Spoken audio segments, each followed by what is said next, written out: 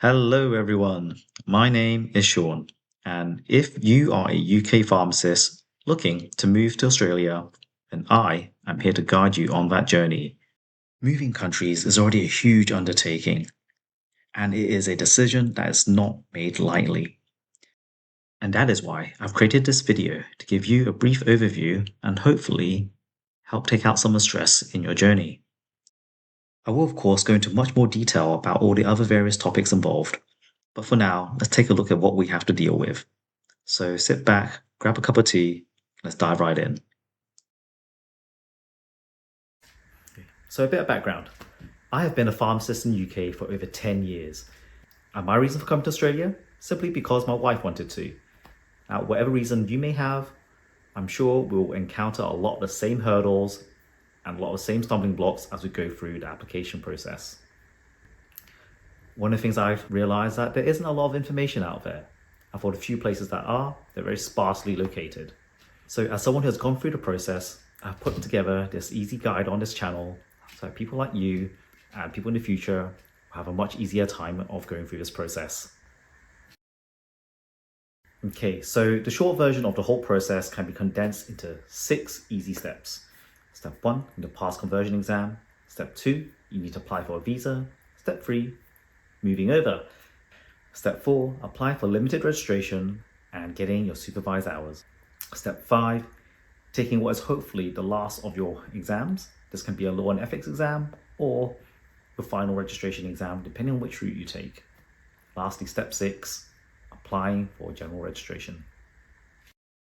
Okay, to start your journey off, step 1, you need to pass a conversion exam. So with this, there are usually 2 routes that you can take. The first one is the competency stream. For that, you need to take a co-op exam. The other route is the knowledge stream, which you would need to take an opera exam, formerly known as CAPS.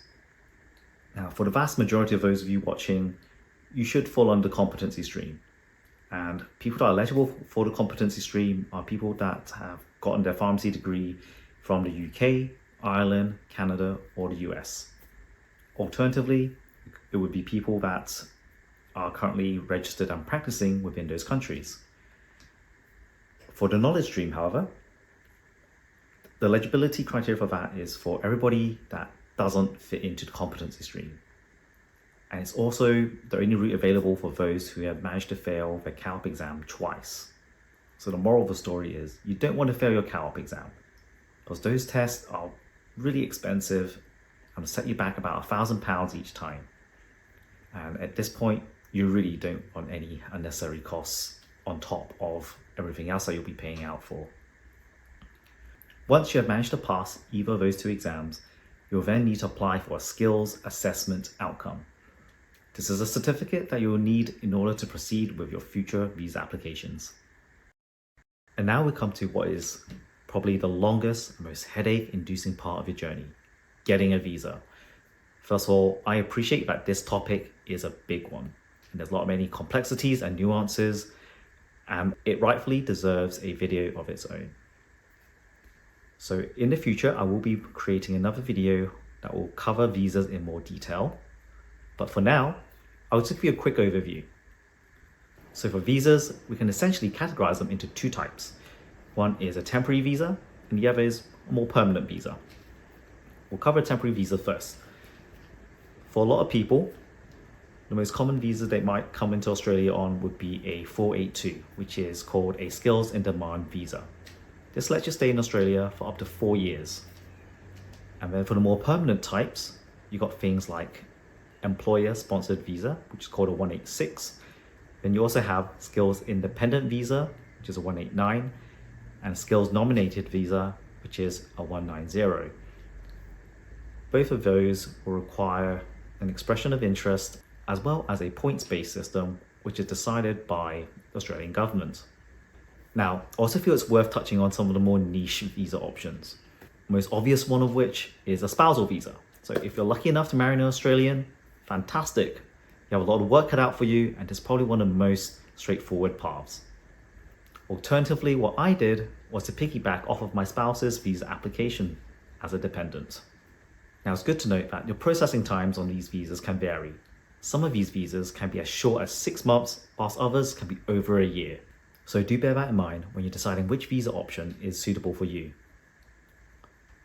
If all else fails, we do highly recommend a visa immigration agent to help you through the process.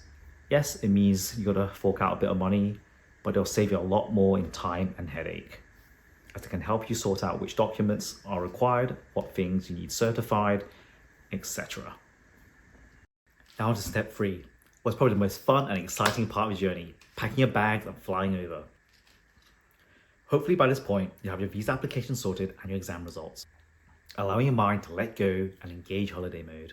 You can start planning the places you're gonna see, the things you're gonna do, the food you're gonna eat, and other places to explore. Essentially, you're gonna play tourist, and it will be fun.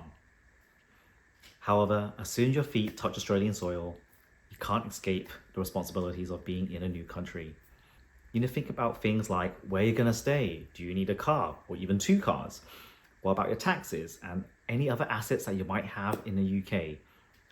And most difficult of all is saying goodbye to your friends and family, because being on the other side of the world sure makes maintaining those relationships much more difficult.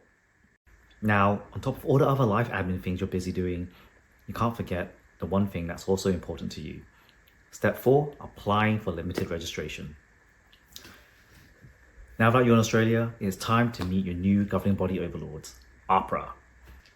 AHPRA is an organisation in Australia that handles a lot of the registrations for pharmacists and other healthcare professionals, such as doctors, nurses, midwives. When you're ready, you go onto AHPRA website and submit your application. For the most part, the application form is relatively straightforward. However, there are some parts that will still prove to be a hurdle for some people, namely submitting certain documents. I will go into this in more detail in another video, as this section does deserve another video on its own. For a quick general overview, you'll tend to need the standard documents such as your passport and ID. Because of the AHPRA application, if you're missing some documents and you left them in the UK, that can severely delay your progress. For the most part, if you have everything, AHPRA estimates about 8 weeks to process your application.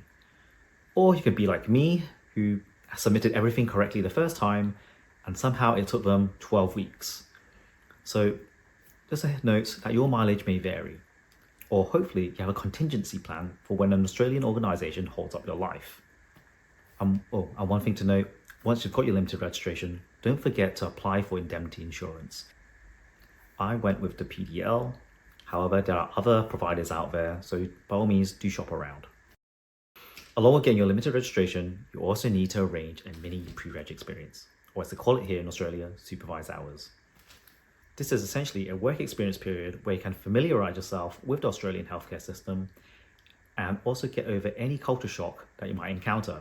And believe me, there are quite a few. For those of you that are on a competence stream, you need to do a minimum of 152 hours. This works out to be about 4 to 5 weeks of full-time work, so not too bad. However, there are some cases where people have to do more, and this is all done on a case-by-case basis by AHPRA. So again, your mileage may vary. If you're on a knowledge stream, however, then you will need to apply for a full intern year, putting you on par with other Australian graduates.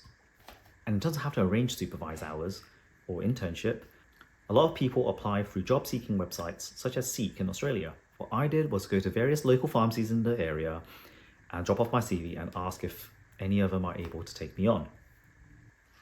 What other people have done and what my friend did was that they applied for a job as a dispenser or a pharmacy counter assistant, and then asking the pharmacist there to be their tutor or preceptor. With your supervised hours or internship underway, you can start preparing for step 5, taking your final set of exams. For those of you that are on a competency stream, this will just be the law and ethics exam.